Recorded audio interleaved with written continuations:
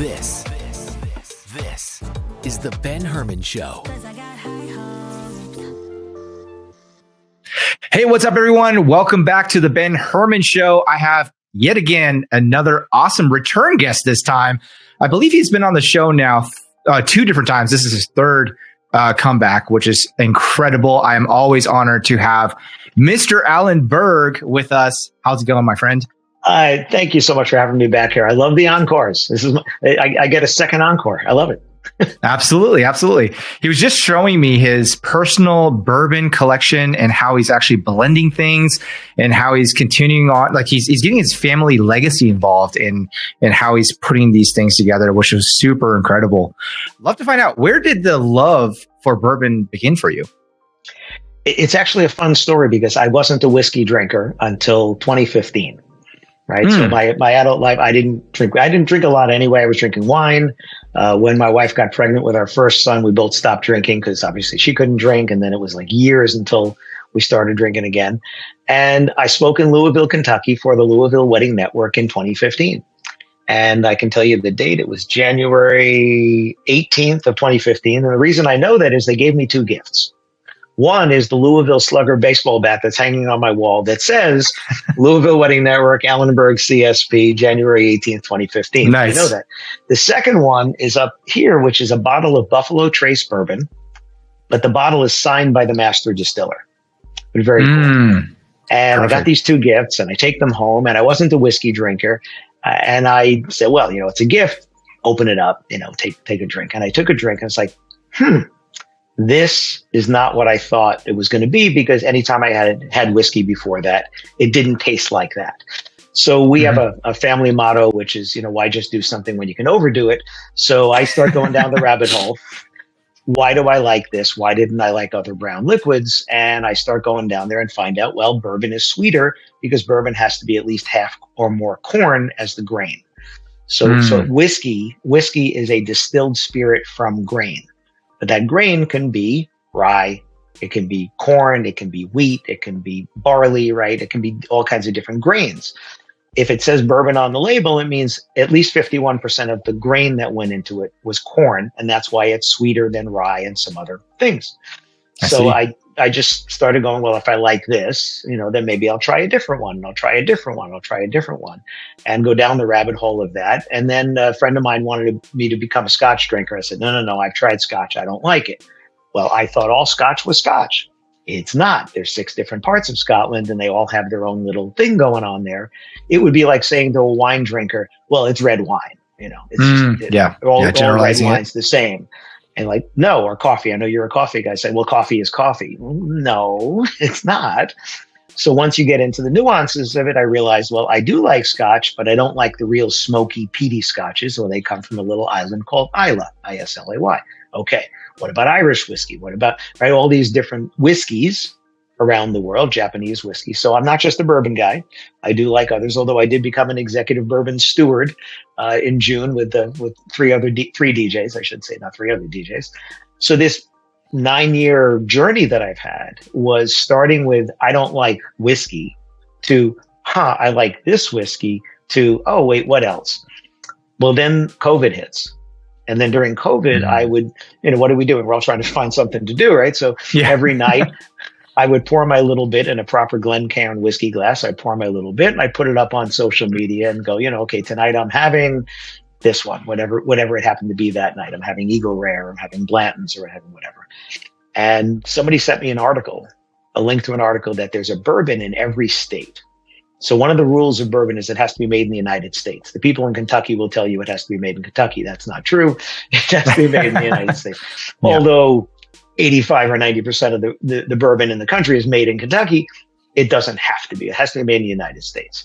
So you'll never see in this country a bottle being sold called bourbon that was made elsewhere, outside the country.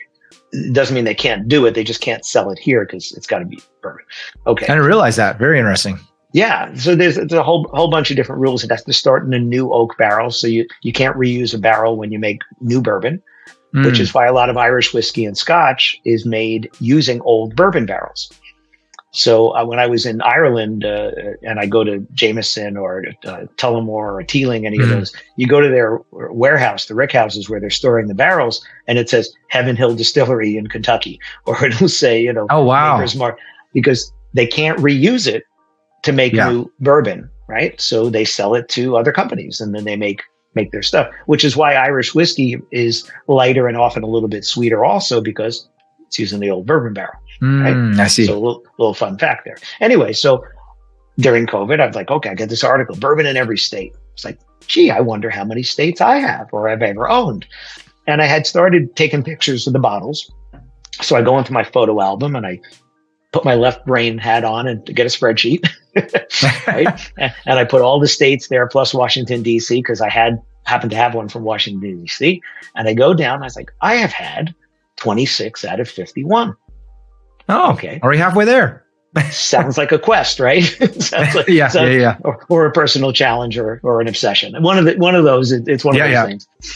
So I started trying to get from every state, and I did achieve getting a whiskey from every state. I did not get a bourbon from every state, but the whiskey I got from Hawaii is a blend of bourbon and other whiskey. The whiskey I got from Alaska was bourbon with other whiskeys there, and some of it is that they'll make it just like bourbon.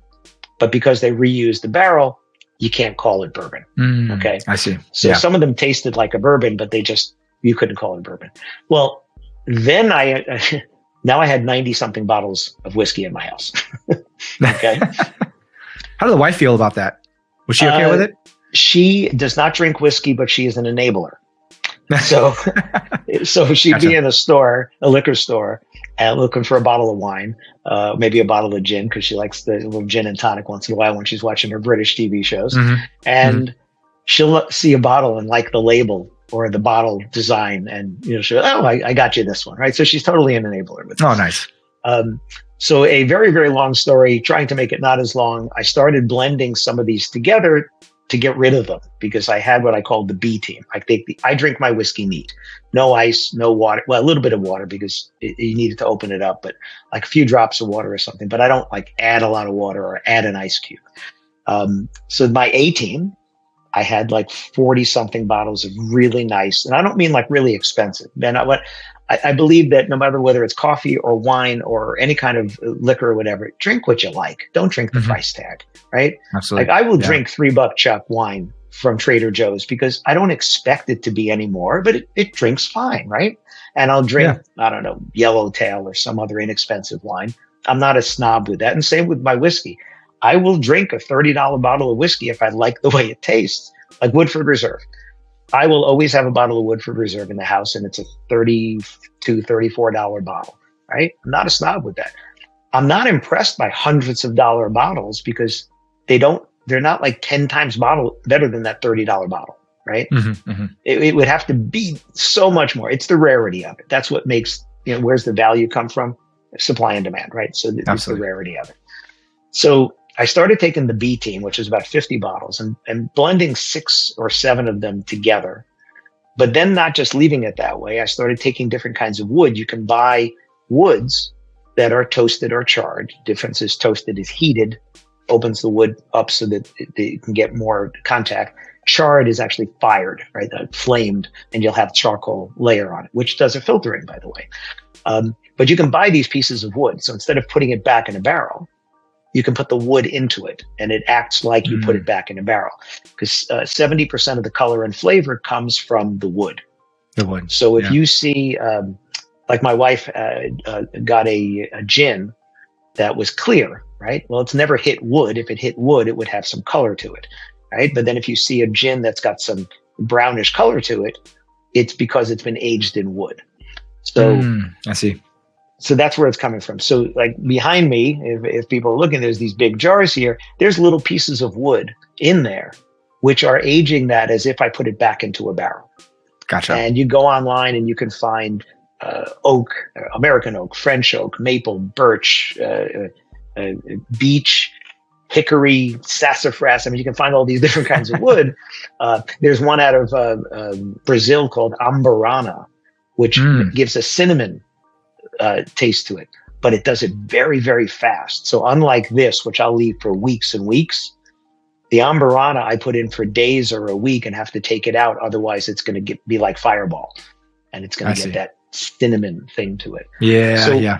So we started blending these together, and then I can't sell them, so I give them as gifts. Or I gave some to I spoke at an Aliyah event, and they asked me if I had anything to donate to their auction to raise money for their foundation, and I donated a bottle, and somebody paid way too much money for it, but I donated a bottle there. Nice. And it's just been this crazy thing. But what you were talking about was when my dad passed, I blended all his Irish whiskey together, and then made a blend for the family that was all of his whiskeys, but then I aged them in wood and did things to it. My son getting married soon asked me if I would make a blend for the wedding, and I wanted to put some thought into it, and not just, do a frat party, Yeah. So I looked at my collection of bottles, and I found bottles from places or representing people that had meaning to him. Or to them. So they met in California, live in California. So there's 2 bottles in California, one of which my son and I bought together. And it was the first time I ever met his now fiance. Yeah. So that was it. New Jersey, Very where cool. we live, New York, where we all grew up, Pennsylvania, where his brother lives, Florida, where her mother and my sister live, Jameson Irish whiskey for my dad. That was his drink, and just a few different things in there. And then we blended them, and then we aged them, and then we, because we can't leave well enough alone, because our family motto is, why just do something when you can overdo it? We charcoal filtered them and put a wax seal on top, and all these things. And I let them pick the bottle. I made custom labels, and we're actually going to serve these at their wedding. So people how cool is that? Yeah. So it's, a friend of mine, when I showed it, one of my bourbon buddies who got the executive bourbon steward with me, he said, every bourbon has a story. He said, but your story is just so personal. It's just so different because it's representing the people that it's for, not just, oh yeah, we like this corn or we like this, whatever. And now don't get me wrong, we're not distilling. I don't have a still in my garage. We're not doing that.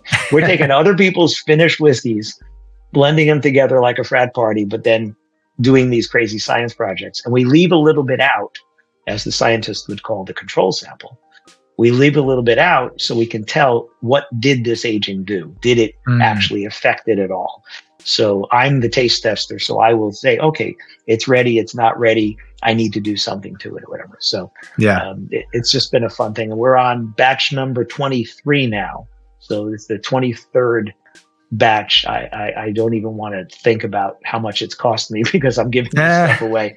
I'm buying the bottles, I'm buying the corks, I'm buying the heat seals, I'm buying the labels. I don't even want to think about this, but you know what? If it gives you pleasure, it's not about the money. Yeah. I mean, if you're watching the video version of this podcast right now, Alan has a huge smile on his face. So I can tell he's quite passionate about it. And if you've made it this far, by the way, no, this is not a bourbon podcast. This is an event pro and DJ podcast. But, you can tell that Alan is very, very passionate about it.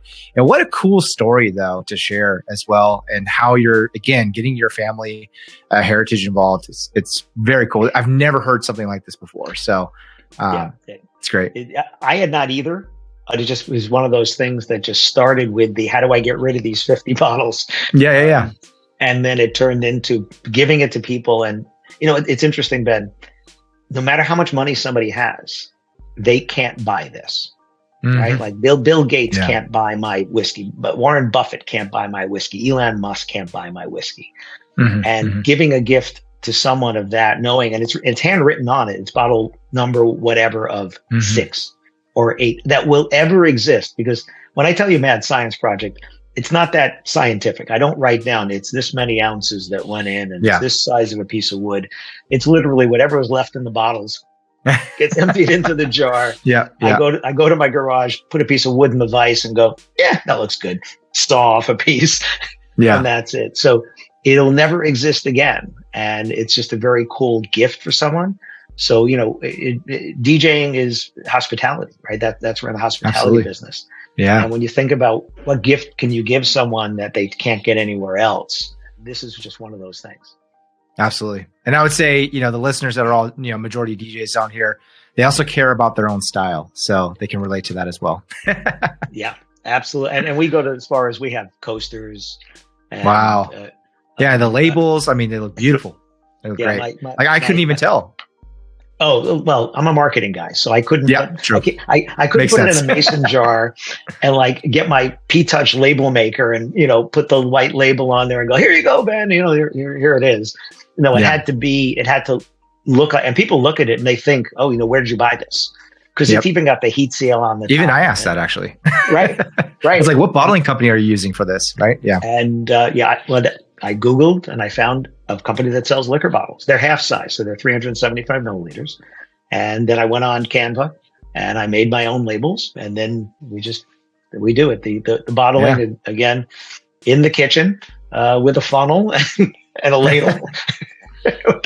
That's how we awesome. do it. Yeah. Very cool. Very cool. Well, I'd love to switch gears. I see a row of books behind you, and I believe that you have 10 books that you've published up to this point, and you're actually working on your 11th book. Tell us more about that.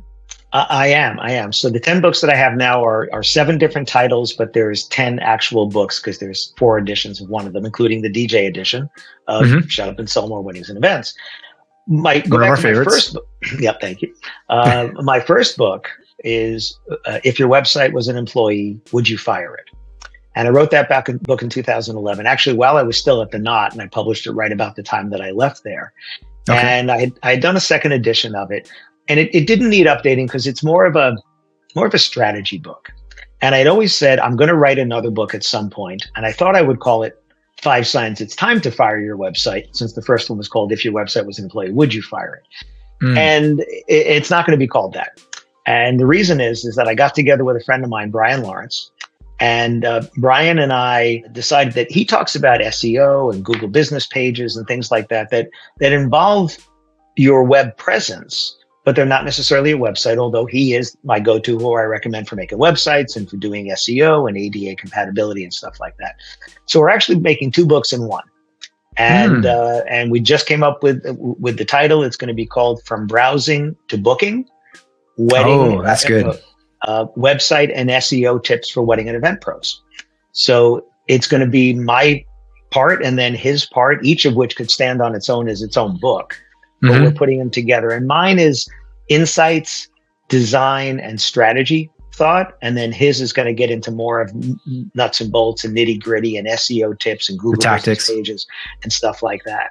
And it's really cool because it's my 3rd book that you can read in any order. So you don't have to go front of the book to the back of the book. You literally will be able to open this book, look at the table of contents and say, you know what? I need that chapter right now. And that might be Brian's or it might be mine or whatever. And you can just jump around. And people told me that they like that because sometimes you don't have enough time to read a whole book. But I do need help with fill in the blank. Yeah. And so one of my books, Wit, Wisdom, and the Business of Weddings, was the first one I did that way. My latest book before this one, Stop Selling and Help Them Buy Weddings and Events, that was done this way. And it's kind of the way I do my own podcast, which is 5 to 10 minute episodes, that little snacks, right? Little bites like that. And that's the way this book is going to be as well. So I will have things. I did write a chapter called 5 Signs It's Time to Fire Your Website because that's what I thought I was going to make. So you get to put it in there. So that's nice. Yeah. But I'm also giving the tips of when I review a website, what are the things that I look for? What are the 4 things I think you should have on every page of your website? And more design things that I find, because I do a lot of website reviews and I've looked at hundreds and hundreds, probably thousands of websites over the years, and just things that I see that are usability. Like right now, when we get off, I was in the middle of reviewing a website because if I refer someone to my friend Brian Lawrence and he does their website, Brian has me go through it before he gives it to them. I was actually in the middle of reviewing the site, and some of the things I noticed, it's a DJ site. He does a lot of DJ sites. He's done Joe Bunn's site and others like that. It felt very dark, and I know a lot of DJs like dark, like your background behind you, black and purple, DJs like that stuff. You're right. I said, and then I'm looking on mobile and saying, I have to scroll too far until there's a call to action or till I see some social proof or stuff like that. So I'm making these notes. Well, in the book, I'm putting these tips as well. What are the things that I look for? What should you have on the page? Design things and things that you don't think of, like make sure that your site works with www. And if you don't put www, because sometimes oh yeah, you're right. It doesn't work. That's very important. Are your menus sticky? When you're laying out your site, this site is like a lot of sites has an events drop down where I can choose weddings or corporate or things like that. Well, is that better? Or some people do DJ, lighting, photo booth, right? Doing it that way. I actually don't like drop downs. I'm going to say that in the book. And the reason is you're hiding from me the choices instead of because I have to make a choice, events, before I can make a choice, weddings, right? That's 2 clicks now. If you do a lot of weddings should be right up on the top. I should click once and get there, right? So there's just things like that. So mine is strategy. It's just insights and then design things like having a style guide and talking about colors on the website, talking about diversity on the website, right? Things like that. ADA compatibility, SEO versus UXD, which is a user experience design. I lean towards user experience before SEO because not everybody gets to your website through a search engine. Therefore, right. UXD is for everybody. SEO is only for some people. So things like that. So that's what the book is going to be. And it's we'll have it out actually before Wedding MBA. That's our goal, is to have it out before Wedding MBA. Oh, perfect. I was just going to ask when it's going to be released. That's exciting. It is written. All of it is written. We just got the title finalized. I just gave the title to my graphic designer, also one of my sons, and told him, okay, you go. I leave him alone. I say, here's the title. You come up with it. It'll be a different color. That's the only thing that I require, is that each of the books has a different color. Yeah. So I can easily find them on the shelves. Well, plus when you look at a table, you don't want them to all look the same. True. So you always come up with a different. Stands apart. Yeah. Right. Like if you're looking on video, the purple one behind me is Shut Up and Sell More, but not for the wedding and event industry. It's called Shut Up and Sell More of just about anything. So the orange ones are Shut Up and Sell More for regular edition, DJ edition, caterer venue edition. That one is for anybody in any business. So I wanted that not to be orange, but yet the look of the cover is the same as the other ones. So they still got the same graphic and stuff like that on there. Nice. Well, that's very exciting, Alan. Yeah. It's looking forward to reading it. Yeah, thanks. And it's writing has become easier. I know a lot of people have trouble writing their first book, but writing has become easier because I tell people, I don't write books. I just write words. Editing turns words into books, and people get stuck writing a blog or writing an article or something, but that's because they're thinking in the format instead of just thinking in the content. So I just think in the content and I just start writing and going, okay. And then we start editing. I threw out 2 chapters just recently. I said, you know what? A little too redundant for some of the other stuff there. Don't need them. Nobody will miss them. Done. Out. Gotcha. Just make it a little bit more approachable. That's part of the trick too, right? Is to write and then delete to really curate it. Yeah. Yeah. So I write it. I read it a second time. Then I give it to my wife. She reads it. Then I put it through Grammarly and have Grammarly tell us all the things that we miss, because it's hard to proof your own stuff because you know what you meant. Yeah. So Grammarly will say, "Oh, you meant your YOU apostrophe RE, but you said YOUR, right?" Add the comma, take away the comma, change it this way for clarity. And most of the time, when it says change it this way for clarity, I don't do it because I write very conversationally, so it has to still sound like me. And then 3 of the chapters started as podcasts that I did. And I took ChatGPT, and I said, take the transcript and reformat this. And I gave it a good prompt about that it's for the book. This is who it's for and whatever. And then I went in and edited what it did because it started with my words, except instead of written words, it started with spoken words. They became written words. I said, okay, but it's a transcript that you can't put it in the book that way. And it was really interesting to use. It's almost like an editor, huh? You use AI as an editor then for you. You know what? It's all about the prompts. I went to a speaker conference recently, and it'll be one of 4 that I'll attend, maybe 5 that I'll attend this year as an attendee. I'm not speaking to one of them, but as an attendee. So just like you guys go to your mastermind, or you go to MEX or whatever. I go to speaker conferences, and I went to a session. The guy did double session, morning, afternoon on AI. And he said something interesting. Who do you think gets better results from AI? People in their 20s, 30s, 40s, 50s, 60s. What do you think? I'd probably say younger generations, probably not 20s, but maybe 30s, 40s. 45 and up. 45 and up. Oh, interesting. 45 and up. And the reason you would think that they would be slow to adopt technology, right? Right. But what they do is the best way to use AI is to talk to it like a person. And people who are 45 and up give it an instruction as if they're instructing a person, whereas the younger people give it less words, expecting it to do more of the work. But the key to AI is better prompts give you better results. And he told the story, his dad's 70 years old and he's down in Florida with a golf cart and it's got LED lighting under it. And the LED lighting wasn't working. So his dad takes a video of the wiring, puts it into ChatGPT and tells him, the model of the thing or whatever. And it came back and told him what was wrong with the wiring. Wow. And this is a guy in his 70s. Incredible. This is a guy in his 70s, right? So as opposed, it's like somebody younger might have taken a picture and said, what's wrong with this? And he went in and said, this is the model. This is what it is. This is how it is. Mm-hmm. Just better prompts. And that's what we've learned. When I go in, I also wrote an article for a magazine in the UK, so Pro Mobile magazine for DJs. Yeah. And I've written a lot of articles for them. And I was going to write one on a certain topic. And I said, wait a minute, I've done a podcast on that topic. So I went into ChatGPT and I said, this is a podcast. Here's the transcript. I want you to format it for an article in the UK for a magazine that's for DJs. They do weddings and events. And I gave it a very long prompt description as if I was telling a person, right? Yeah. This is who it's for. This is what it is. It came back. Ben, I think I changed 12 words. I think that was it. It was so good. It's that good. So good. It was so That's good. Incredible. Now, I've had other things with my assistant where we've done with AI where it's taken us 7 or 8 times to get the prompt right. But then once the prompt is right and we save that prompt, like when I do a podcast, I used to write the show notes. I don't have to do that anymore. It takes the transcript and it writes the show notes. And every time I read them, I'm like, yeah, I could have written that. Sounds like me. But it took us 7 or 8 times to get that right. We're about to do something else with it where I said, have you ever read like a Harvard Business Review or any of those type of Absolutely. Yep. You know how there's always a summary at the top and then it goes into the thing? I said to her, I want us to have a summary at the top of our transcript so they don't have to read the whole transcript.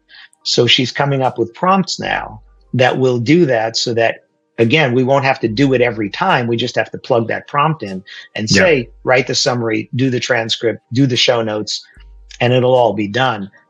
So it's the playing with the prompts to get it right. Absolutely. But that's the trick, yeah. But it's fascinating because I resisted AI like a lot of people because I am a content creator. You just said I'm writing book number 11, right? I've written some content, right? Absolutely. 3 of them are in their 2nd edition. I've written some content. Todos mis libros disponibles en español, right? So there. Un de mes livres disponible en français. So one of my books is in French now, thanks to Pascal Levesque up in Canada who translated it for me. Nice.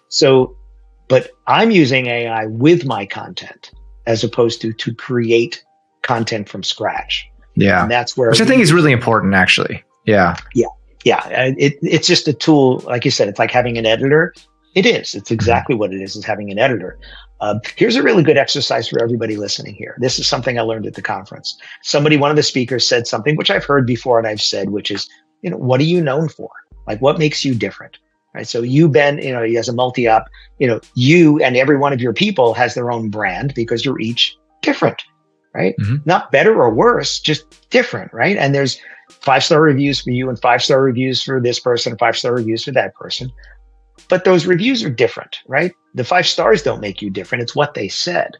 So This was an interesting use of AI. And this is one of the things I did.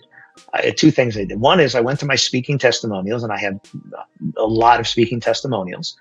And I went to ChatGPT and I said, these are things, I'm a professional speaker. These are things that people have written after having seen me. Read through these and tell me, what am I known for?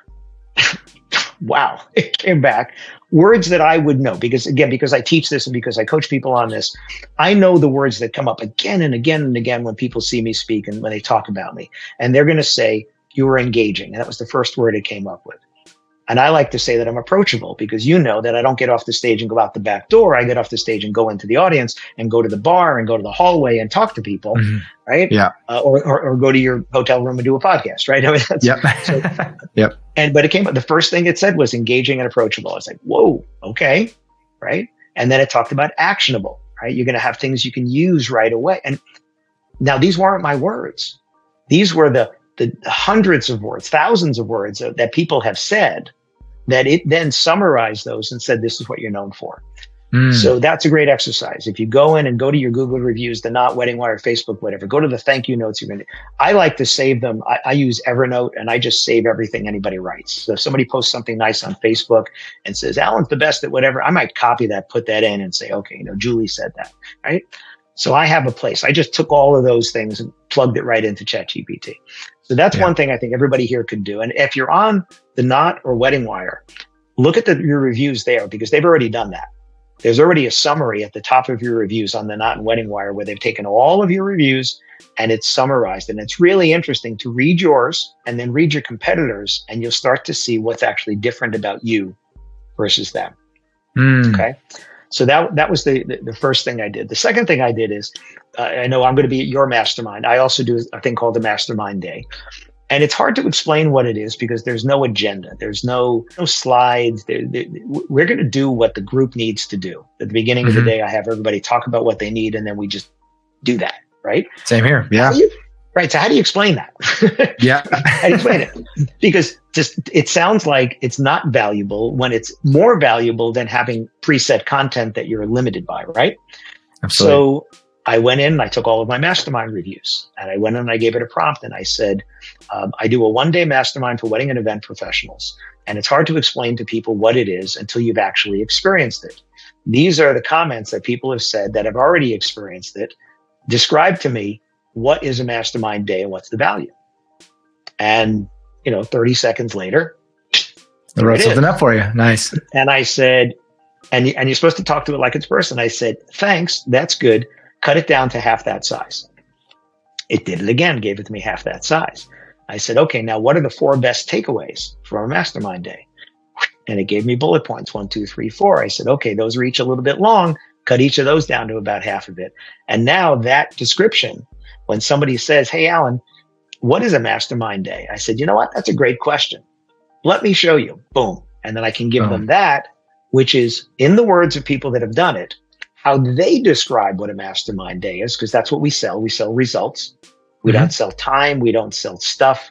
We sell results. Right. Absolutely. But this is another thing that you could do to use AI is if you have trouble explaining or getting across what's different about you, well, go to the words of people who have already described it and say, tell me, what is this? Now you could, if you wanted to, is you could take your words, you could take the words of some of your competitors, and you can say, this is me, this is them, whatever. What makes me different?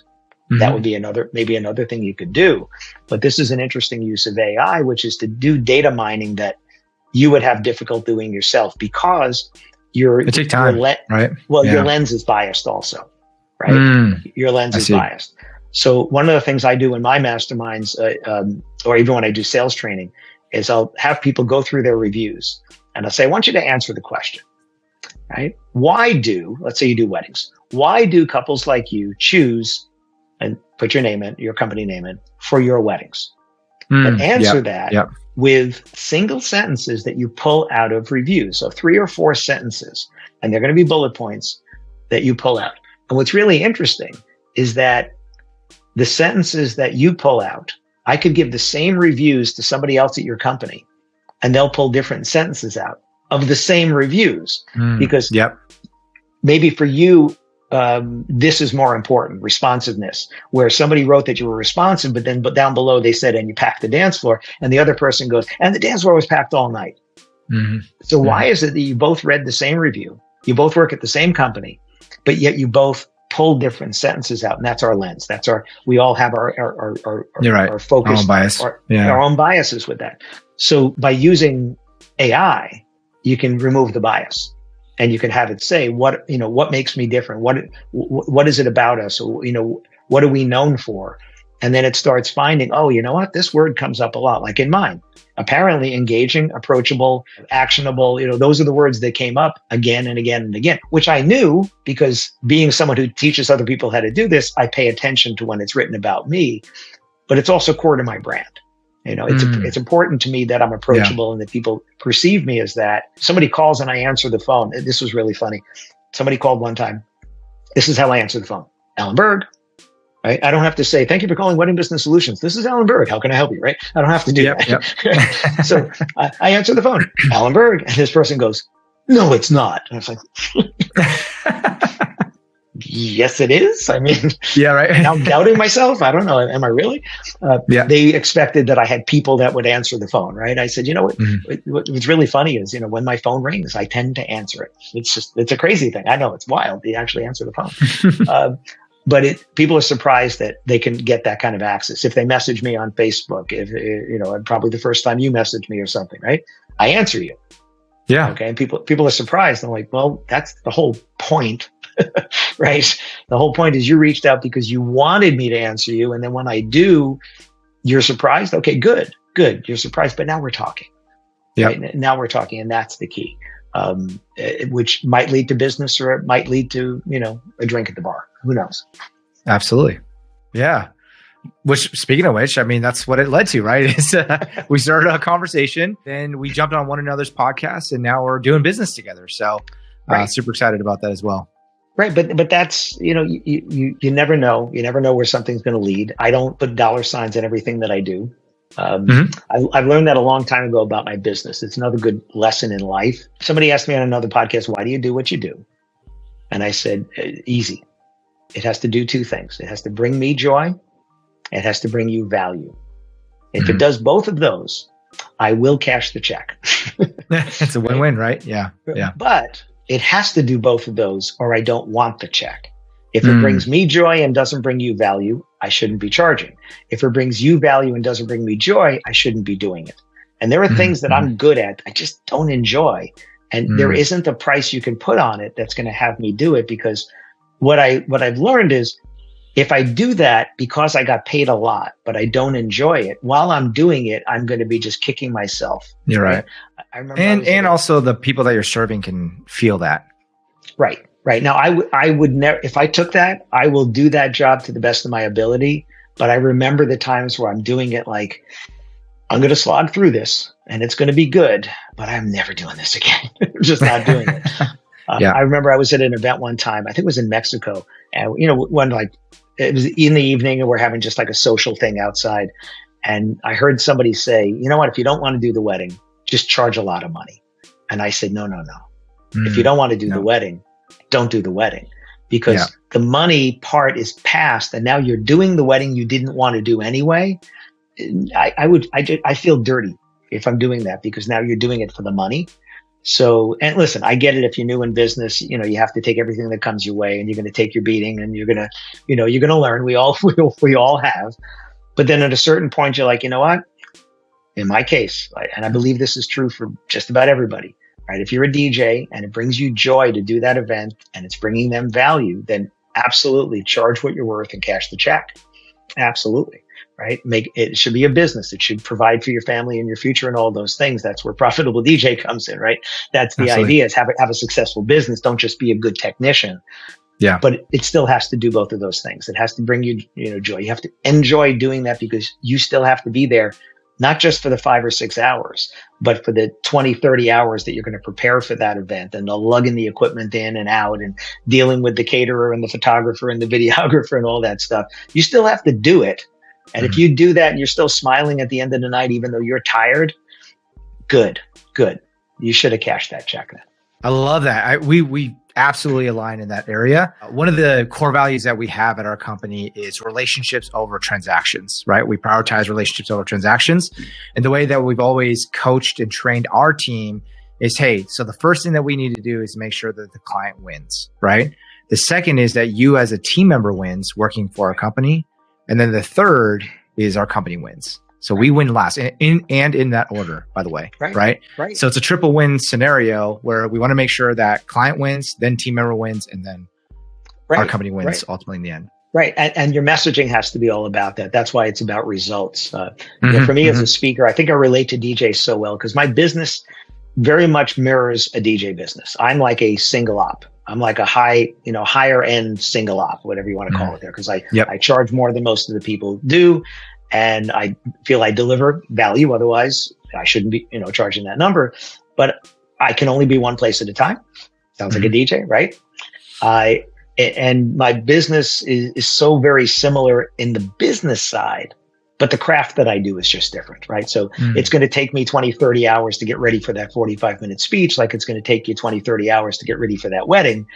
Same idea over there. So it should never be transactional, but there should be a transaction and you shouldn't be ashamed about the transaction. You should be, it's okay if the customer knows they're going to pay. Like I just did a consultation before with someone thinking about preparing their business for sale. And they wanted to know if they could have a call with me and run some things through. And normally I start with a 2-hour consultation if it's a regular consultation. But I said, you know what? She's not going to need 2 hours. It's not that type of a call. I said, I'll just bill you after for whatever the time. And when we were done, she goes, how do I pay you? I mean, she knew, right? She's like, how do I pay you? I said, I will send you a link. And I'll send her a link. That's it. Normally I get paid in advance, kind of like with a wedding. If somebody does a 2-hour consultation, you can actually go to my website, go to my calendar, pay me, do all that before I even know that you were interested, right? We can do that. But when you make it transactional, people can feel that, right? But there is money. Money should be there because this is a business. You need to provide for your family, but it's because of the value. So if you go to my website, you see a picture of me on stage, happens to be Wedding MBA, but on stage, but from behind me. Now that's different than most of the speaker sites you'll see because you see a speaker on a stage, right? Biggest room that they have, here's 1,000 people, thousands of people. There I am on the TED Talk stage, or, that's what you see a lot of.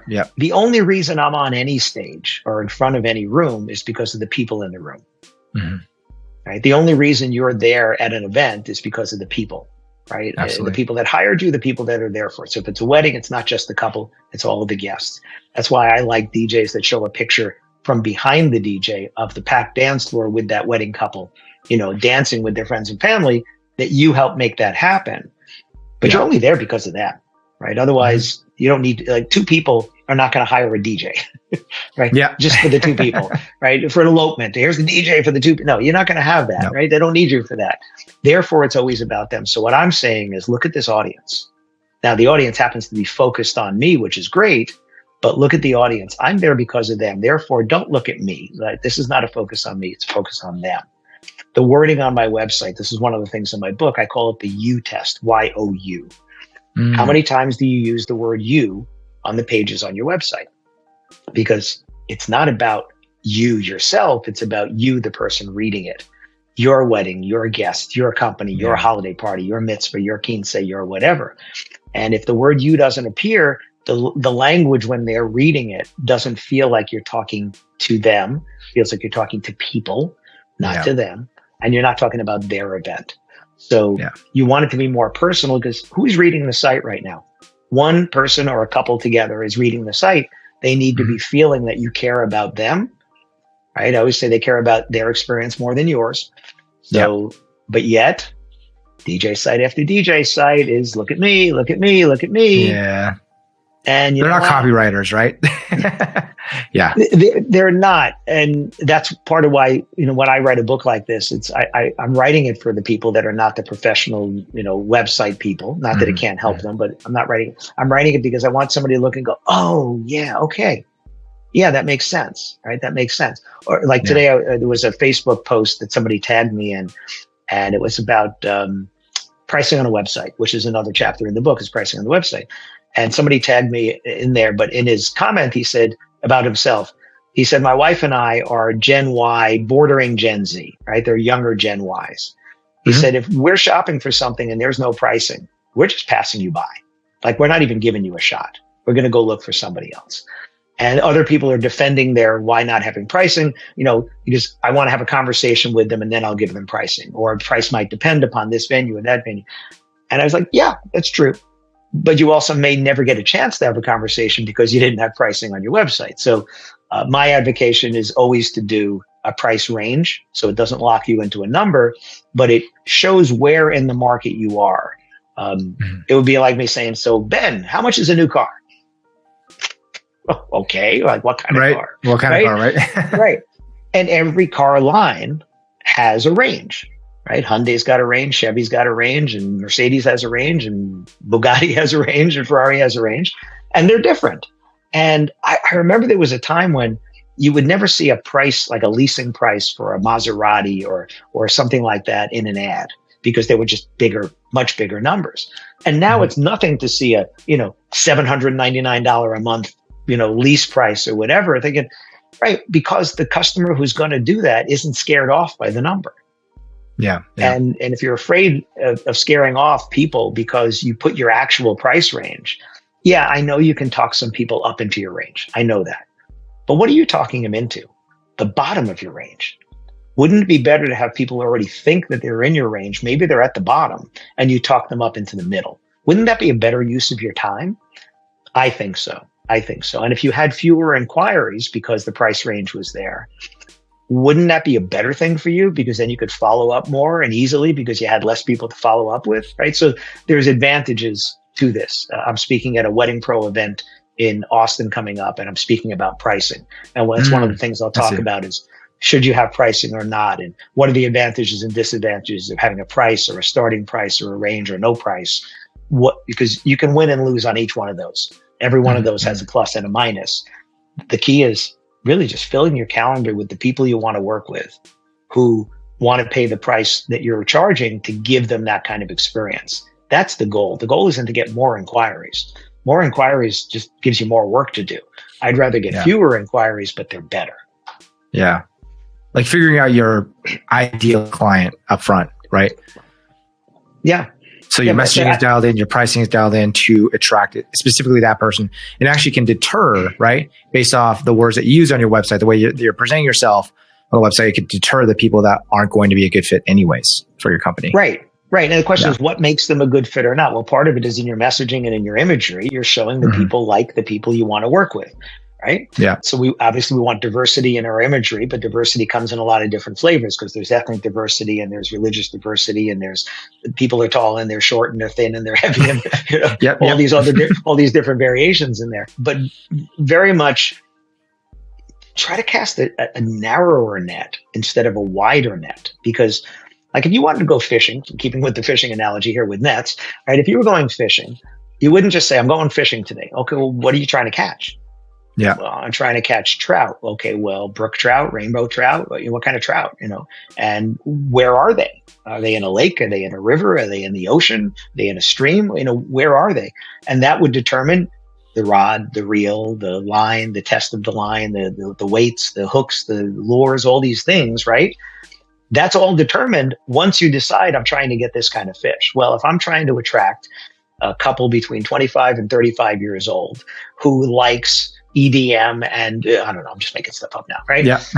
but when you're trying to let's talk about advertising, right? And I for those that don't know, I sold wedding advertising, then I published 2 wedding magazines, and then I was VP of sales at The Knot. I was there for 11 years. I consult to them and other sites like them around the world. And I always tell people, you don't buy advertising.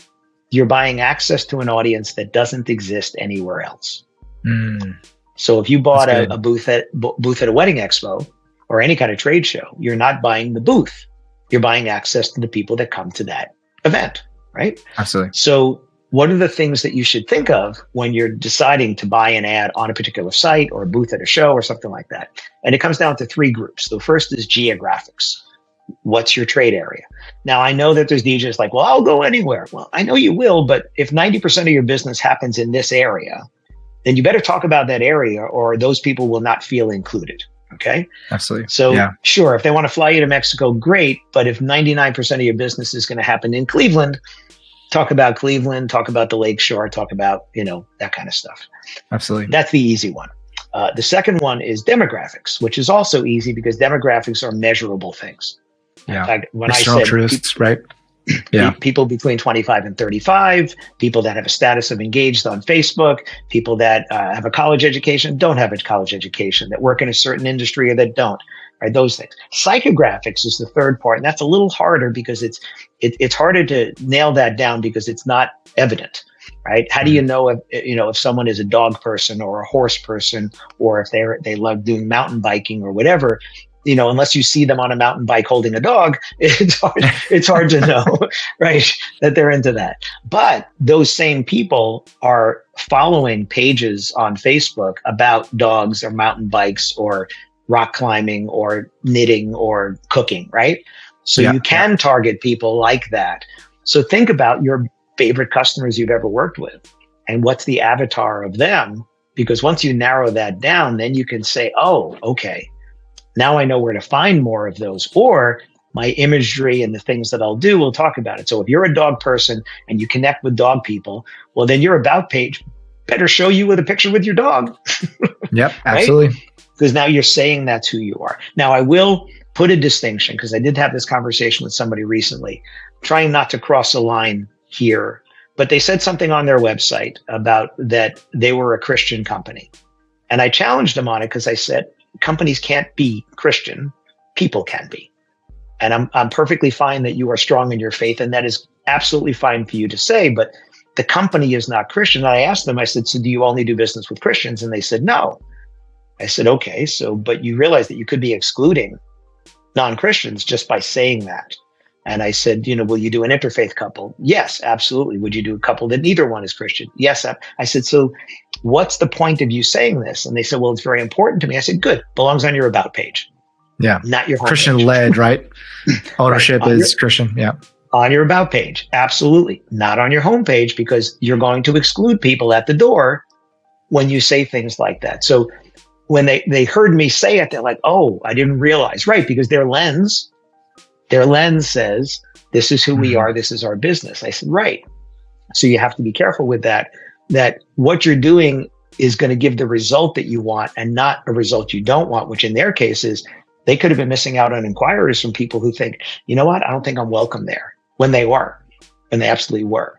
So I said, you got to be careful with stuff like that, right? We've seen it. Gosh, we're in a presidential election here. People talking politics on their social media, right? Mm-hmm. I will do that at the bar. Yeah, I won't either. Do that.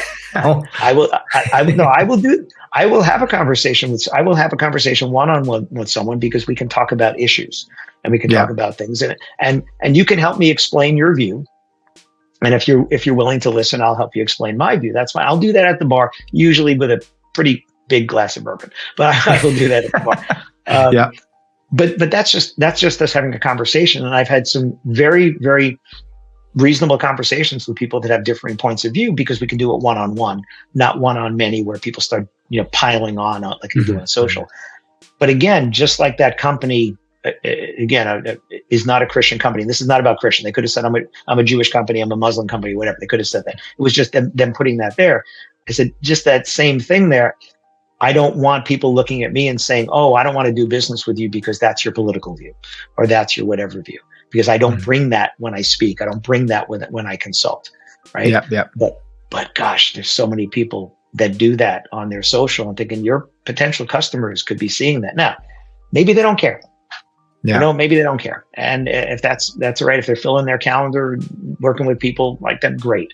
I prefer diversity. I think we'll grow so much more as people when we are around people that grew up differently than we do, with a different ethnicity or a different geographic thing. Because, gosh, we all have blinders on. I grew up in New York City. I grew up in a big city. I travel around the world, look at cities and go, yeah, that's a nice, cute little city, right? Because I grew up in New York. Everything seems small there. But people who grew up in a small town, I don't know what that's like. My graduating class in high school was almost 1,300 kids. That was just the graduating class. Wow. Right? I don't know what it's. I have people that tell me, our graduating class was 14. I'm like, what? Yeah. Right? So it's perspective. It's perspective. Mm-hmm. That's why, again, when I travel around the world, it gives me perspective that also makes me, I think, a better person, because it gives you better understanding. Love that. Yeah. That's awesome. I know we also talked about the events that are coming up. So we've got the Mastermind. I thought it was a workshop that you're putting on, but is it also a Mastermind? No. I do other Masterminds. That one's just a workshop. It is a workshop. That's a 4-hour thing. A Mastermind is an all-day thing. You're doing all day. Yeah. 3 days, actually. 3 days. Yeah, exactly. Yeah. This one I'm doing because I wanted to be respectful of people coming to Vegas for Wedding MBA, don't have a day to give up, don't want to miss anything at Wedding MBA. So it's just Tuesday morning before the conference starts. So from 9 a.m. to 1 p.m. and then the conference opens at 2. So you won't miss anything there. Where if I did a whole day, people have to decide, do I want to do the mastermind? I want to do that. So this is a workshop. I'm going to take people through the 4 steps to more sales, which is getting their attention, getting an inquiry, having a conversation, making a sale. That's the 4 steps to getting more sales. I don't care what you're selling. If you're selling dog walking, it's the same 4 steps over there. Yeah. And we're going to do that. It is with slides, it is presentations, but we have the ability to have conversations in it, as opposed to when I'm on stage at Wedding MBA and they give me 40 minutes and I don't always have time to take questions. It's like, you're done. Next person's coming. Get out of here. Absolutely. Yeah. So that's what I'm doing over there. I am doing masterminds in other cities. I'll be doing one in Minneapolis. I have one coming up in Austin, Texas. I'm doing one in the UK. Anybody want to come over to the UK in October? I know, busiest month of the year for weddings here, but I'm doing one in the UK in October. And then I do some other ones. People can see those on my website. So you are going to be at Wedding MBA this year in November. And Wedding MBA goes from November 12th through the 14th, actually. 12th through the 14th, Tuesday through Thursday. Tuesday to Thursday this year, Yeah. And so when will you be presenting at Wedding MBA, and what are you speaking on? So I am presenting 3 times, as usual. I'm actually the only person that's spoken at every Wedding MBA they've ever had. So this will be 17 years. 2007 was the first one. So this will be 17 years. I'm speaking at Wedding MBA. I'm speaking twice on Wednesday and once on Thursday. And my presentations are sales language, tips to close more sales, fake lead philosophy, decode a real lead from a fake, and good one. Not another competitor, stay relevant and stay top of mind. So 3 brand new presentations. It's hard, Ben, because I know you present as well.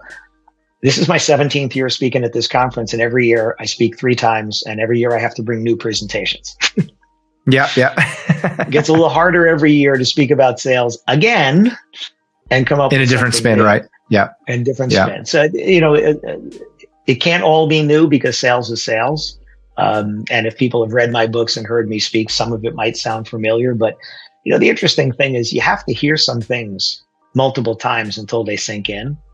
And then the other thing is you hear something, but you don't need that thing at that time. So that fades away, and then you heard something else and you might act on it. And I've had people say to me, you know what? I've heard you say this thing 5 times. I finally got around to it and it's working for me. Okay, good. So sales language, I'm sure there will be some things that might sound somewhat familiar, but I always say, you know what, you might have heard me say it before, but are you doing it? Right? That's the first thing. Absolutely. Fake lead philosophy is interesting because I hear people complaining about fake leads all the time. And it's not a fake lead that they're actually complaining about. What they're really complaining about is getting ghosted. And they're thinking that because someone reached out and because they responded and didn't hear back, that is a fake lead. I was like, you don't know that. True. I mean, you don't. If they didn't get back to you, you have no evidence whatsoever that the lead was fake. What I have evidence is that they didn't like the way you responded.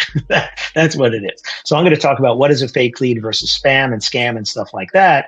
And then how do we actually break through that idea of these are fake leads and prove to yourself that these are actually better leads than you think, because you're going to respond better, respond differently, things like that. And then not another competitor is, I've been doing this for 30 years and people always complain, there's a new competitor in town. There's another new competitor. Undercutting me and blah, blah, blah. Yep, exactly. Right. It's the same grumblings for so many years. It will continue. It will continue. Yep. And I always tell people, you were new once, right? Like you were new once and you had a chance. Now, maybe it was easy for you, maybe it was hard, maybe people were good to you and helped you, maybe they didn't. But you were doing it. One of the benefits and the bane of our industry is that the barrier to entry is so low. That's why profitable DJ is so important, because being a great DJ does not mean you know how to have a great DJ business, right? That's why it's so important. Well, it's the same thing here. There's always going to be another competitor. Don't complain about that. Right. I think competition is actually a good thing. It's a healthy thing for our economy, for our marketplace. Right. And it also will keep you sharp. Why am I attending 4 speaker conferences this year when I'm a certified speaking professional, which at our last conference, they inducted some more and they said there's only about 400 and change active CSPs, certified speaking professionals in the world. And they just inducted a few more. So I'm now one of 44 global speaking fellows in the world. Wow. Congratulations. And yet thank you. And yet I'm attending and paying for 4 speaker conferences this year, 3 in the US, 1 in the UK. And these are not $199 tickets. Right? Yeah. These are 4-figure tickets plus airfare, hotel, and all the other stuff on top of that. So why? Because there's something to learn. Because there's always a way to be better. Because I watch speakers and go, wow, what they just did was so good. Do I do that? All right. Could I adopt, not adapt that? Not adopt that. Can I adapt that and make it my own?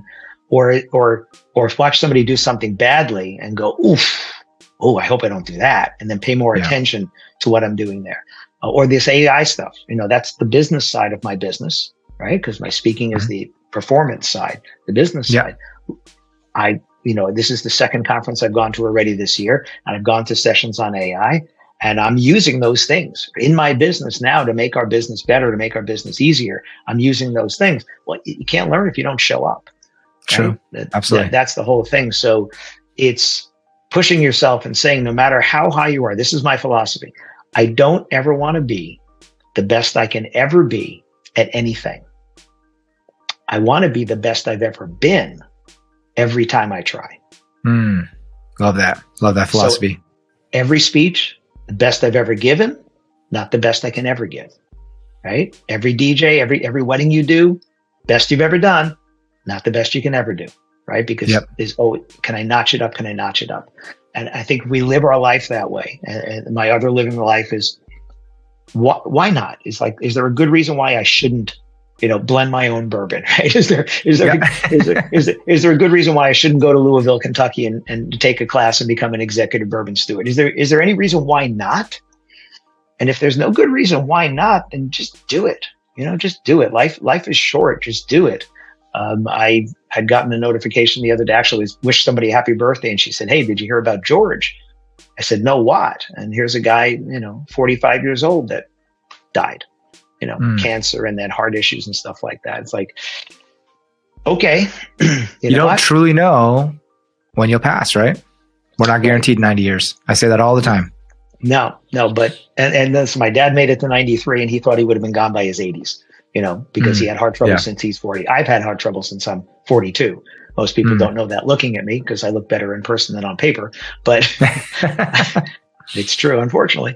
But live for today, plan for tomorrow. Like I plan to be around a long time. And if I do, I will have enough money to live, right? Because I have a business, right? Like you teach people, you want them to have their retirement. You want them to retire comfortably when they want to, right? I have a business and I could retire anytime I want. But I don't want to because I love what I do. It brings me joy. It brings other people value. I will continue to cash the checks. The checks get bigger, right? That's okay. That's all right too. And then that new competitor comes in and I have them and they charge a fraction of what I do, literally just like, with a higher end DJ, there are people that are charging a fraction of what you do. And I don't mean, 90%. I mean, a quarter of what you charge because that was you 10 years ago doing that. Yep. Right. They're not your competitor, right? They're not your competitor, all right? The person you need to compete against is the person in the mirror to make that person better the next time because people can copy what you did. They can't copy what you're going to do because you haven't done it yet. So love that. Are you thinking forward that, copy what I've done because that's history. By the time you figure that out, I won't even be doing that. You're 20 steps. Yeah, right. You're 20 steps ahead. Right. So I stopped looking in the rearview mirror because there's nobody there that matters to me in terms of hurting my business. Right. I look in the mirror and I think it's important for everybody to look in the mirror and look at what you've accomplished and pat yourself on the back and say, I got there because I've taken risks, because I've invested in myself, because I've said I can be better and I'm going to work to be better. Right. That's where you look in the mirror and say, look how far I've come.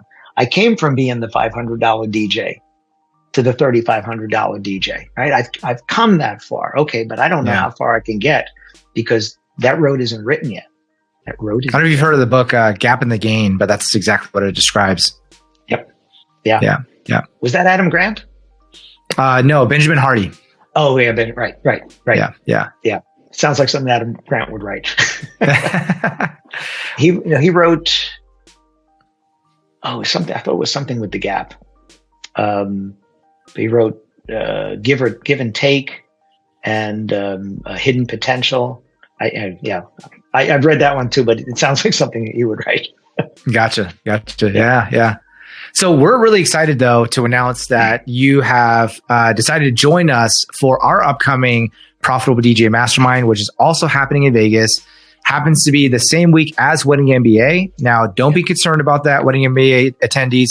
We're being very intentional about being more of a complementing event versus a competing event. So we're very intentional around scheduling when it comes to making sure that you will not feel like you're missing out on any sort of important things that are happening on Wedding MBA. And then we're actually at the MGM Grand, so right down the strip. You can take literally the what's it called, the free train thingy, the monorail, right, to the MGM, and you can join us. Now, talk about niching, right, or niching, whatever you want to say. This is really for wedding DJs who are part-time wanting to go full-time, or full-time DJs wanting to go multi-op, right? So we've got companies in there or business owners that are joining us that are doing over six figures and even $500,000. So if you feel like you might be a good fit, you can actually apply at profitabledj.com/mastermind. And yes, you do have to apply, because just like what Alan and I just spoke about, is we don't want to accept anybody's money unless we know we can actually serve you, because we really care about this event being like not just business transformational, but life transformational. That's what's really important to us. Don't mean to toot our own horn here, but literally just a couple of masterminds ago, one of our clients that attended this 3-day event, they attribute attending the event to saving their marriage. So it's not just about like business growth, it's also about personal growth as well. Yeah. So we're so excited to have you in the room with these passionate DJs and really business owners, I would say, first and foremost, because I feel like you have such a wealth of knowledge to share with them of, strategies or tactics to implement of trying to conquer their next bottleneck or their next challenge that they're facing at the moment. Because again, the framework of a mastermind is not to have it be presenter specific of someone on stage presenting. It's more about we're on the same floor ground level. We're rubbing shoulders together and we're actually collaborating, trying to solve problems. So super excited about that. Yeah, and that's exactly what a mastermind is the collaboration is where the magic happens. Absolutely. And of course, I know you're a busy guy, but we absolutely invite you to come back after the sessions and, of course, everything that's going on at Wedding MBA side and your own workshop, by the way. But we are hosting dinner each night as well. So we'd love to invite you to come in and break bread with us if you have the availability, that is. Break bourbon? What did you say? Break bourbon with you? Oh, there you go. Right. Love that. But let people know about your workshop. How can they find out more information about it, and how can they sign up? So you can go to my website, alanberg.com, and either on the podcast page or on the mastermind page. It's only 25 seats. That's all I'm having for that. So we do expect it to sell out. And we have a bunch of them sold already. And then we know how our industry is. As it gets closer, all of a sudden, everybody just fills in. I don't think it's our industry. I think it's just human nature to procrastinate. Yeah. So I actually just had a guy that did a workshop, the same workshop at the Photo Booth Expo. And he just reached out to me. He said, I'm coming to Wedding MBA. I want to come to your workshop. I'm coming down from his state. He said, 22 people are coming down. I want to be able to tell them about it. So this is a guy that did one already, is coming back to do it again. Oh, right? That's amazing. So there's the value for that. And it'll be great. So it's on my website. You'll have the link there. Again, it's Tuesday morning from 9 a.m. to 1 p.m. So it's just the 4 hours. And then the conference starts at 2 o'clock. So you're not going to miss anything. And then come to my booth. All of my books will be at the booth, including the brand new book. Oh, so exciting. I can't wait to read it. And also, do you mind actually sharing the Wedding MBA code as well, your Wedding MBA code? Because those folks that want to come and see you live in person to one of the three presentations, or all three, or actually meet you in person at your booth, they need to purchase a Wedding MBA ticket? Right. So if you go to weddingmba.com and use my name, Alan, Alan, you'll get $20 off the lowest ticket price. And those ticket prices get higher as you get closer. So you want to, the sooner you sign up, the better. If you buy your ticket and decide you can't come this year, they do let you carry it over to the next year. I actually just had a friend of mine that just did that. Couldn't make it last year for some reason. They let you carry it over, so you won't lose it. But it's not just me that's speaking. There's a ton of speakers there. You'll have main stage keynote speakers, breakout speakers, and a huge trade show. I mean, the trade show is really, really big. You can't miss our booth. We have 10 by 20 feet with the books in there, with my speaking, my consulting, my sales training, and stuff like that. But the big exciting for us is going to be the new book. Well, thank you so much, Alan, for being a guest on the podcast. As always, you're always welcome back, by the way. I think we always enjoy a conversation. As you can see, it definitely went over an hour already. I was trying to be respectful of your time, but as long as you didn't cut me off, I'm okay with it. And how do we end up dressing the same by accident? Twice now, right? Totally. I can't tell you how long it's been since I wore this shirt, and it's literally the same collar as yours. The same cut, everything. Yeah. Just a little bit of context for those of you listening. Both Alan and I are wearing white shirts of the same cut and style. And then actually the last podcast episode, so if you watch that on the YouTube channel or on Spotify, you'll notice that we're wearing the same shoes, like essentially the same brown shoes, which is funny. Shoes. Yeah. Really. Well, great minds think alike, right? Absolutely. Thanks for inviting me. I look forward to seeing everybody at your mastermind, at my workshop, at Wedding MBA. Awesome.